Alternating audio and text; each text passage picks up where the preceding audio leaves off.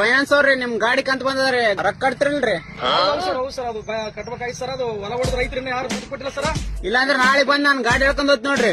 Sir ಹಂಗ್ ಮಾಡ್ಬೇಡ sir. ಹಂಗ ಸಾಕಾತೀವಿ ರೈತರು ನಮ್ಗೆ ರಕ್ಷಣೆ ಕೊಡೋರು ಹೊಲ ಹೊಡ್ಸ್ಕೊಂಡವ್ರು. ನೋಡಪ್ಪ ಎಲ್ಲಿದ್ದಪ್ಪ?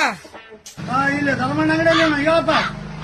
ಅದು ಹೊಲ ಹೊಡೆದ ರೊಕ್ಕನ ಕೊಡ್ರ ನೋಡಪ್ಪ. ಫೈನಾನ್ಸ್ ಅವ್ರು ಕಿರಿಕಿರಿ ಜಾಸ್ತಿ ಆಗ್ಯದ. ಅದೇನ್ ಕಾರಣ ಆಗಿಂದ ಅಂದ್ರೆ ಹೆಂಗ್ ಬರ್ತಾವ ಮಾರ ಸ್ವಲ್ಪ ತಡ್ಕೊಂಡ್ ಅಣ್ಣ ಎಲ್ಲಪ್ಪ?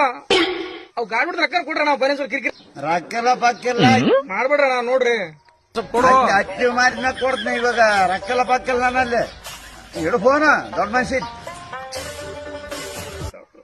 ಮಸ್ತಾನ ಅದು ಗಾಡಿ ಹೊಡೆದ ಕಿರಿಕಿರಿ ಆಯ್ತಪ್ಪ. ಗಾಡಿ ಅವ್ರ ರೊಕ್ಕನ ಕೊಡ್ರ ಫೈನಾನ್ಸ್ ಅವ್ರಿಗೆ ಕಟ್ಬೇಕು ನಾವು.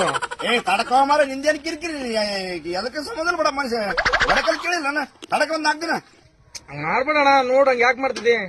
ಇಡು ದೊಡ್ಡ ಮನ್ಸಿ ಫೋನ್.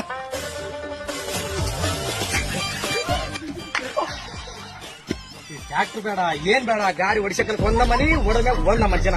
ಇವ್ ಕಾಲ ಸಾಕಾಗಿಲ್ಲ ನಾವ್ 500 ರೂಪಾಯಿ ಕೂಲಿ ಹೋಗ್ಬೇಕು.